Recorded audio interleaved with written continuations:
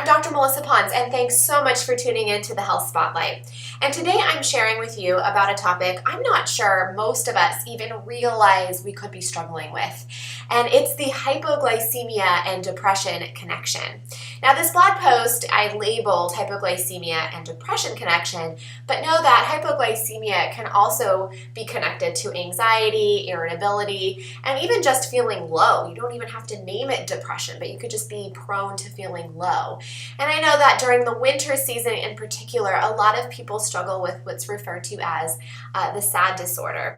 And there really is a huge blood sugar connection to any and all of these aforementioned psychological symptoms: depression, anxiety, feeling low, feeling irritable. Now, in today's go, go, go society, we tend to get up and jet out the door before eating breakfast. And sometimes we're so busy we don't have time for lunch. And then come time dinner, we're starving and ravishing, and we just gorge on this huge meal. And what's happening is when you do this to yourself, you're putting your body on a metabolic roller coaster. And I could go on and on about how this is really bad for your adrenals, your metabolism, your brain health. But today I want to focus on what this means for your emotional health, which I would argue is the most important part of your health, because this really determines how you experience your life, how you engage with your loved ones, and how you perform at work.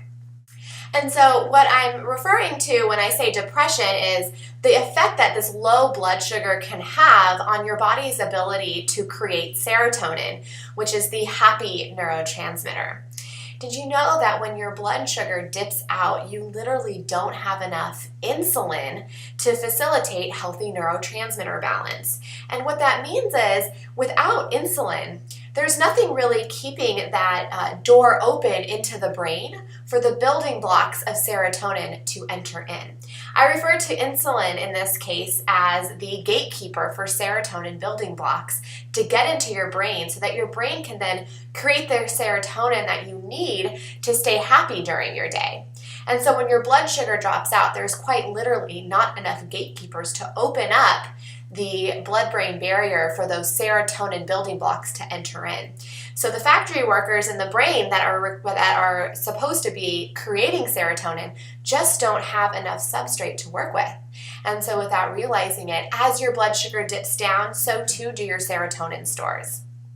And so our tendency when our blood sugar dips out is to want to go ahead and reach for high sugary foods or high carb foods. They don't even have to be sugary, but things that are going to break down into sugar, like bread, pasta, cereal, croissants, pastries, those kinds of things.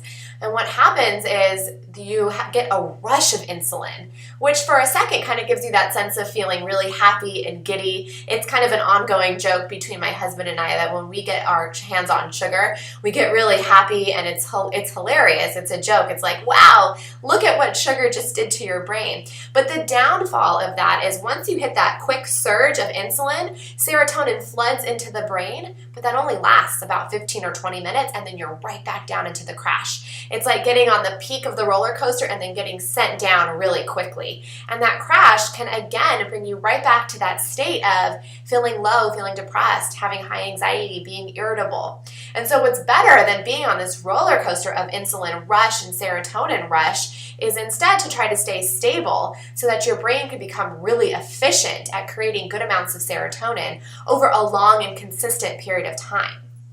Now, I am one of those go, go, go type personalities. I have a very hard time keeping my blood sugar stable. And so I've actually been able to come up with some really simple, easy, and accessible tricks that have been able to help me with my hypoglycemic tendencies. And it's really allowed me to experience my life, my day, and just be more resilient in my day-to-day functions and my day-to-day tasks. And I've shared those 3 tips with you, my top 3 favorite tips, right below this video here on the blog today.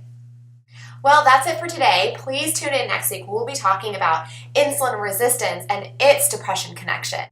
And if you like this video, please share it on Facebook. And if you have any questions or you want to share some blood sugar balancing tips of your own, please comment in the sections right below this video.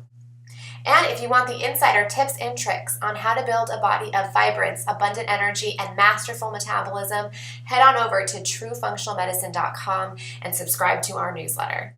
Thanks so much for watching, and we'll see you next week on Dr. Melissa's Health Spotlight.